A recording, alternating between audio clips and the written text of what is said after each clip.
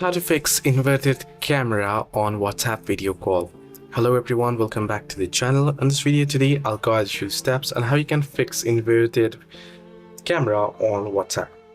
Well, to fix an inverted camera on WhatsApp, you'll need to adjust the mirror effect settings within your phone's camera app, or if you are using an iPhone, through the camera settings in the phone settings app. Now first is you want to open your phone's camera app if you are using Android device and look for the settings option. Now in iOS you won't get the settings option here on camera. You'll have to do it by heading into settings, then heading scroll down and tapping on camera, and here you should be able to see, you can see mirror front camera. You want to disable this if you're on iOS. If you're on Android, you can find settings within the camera app.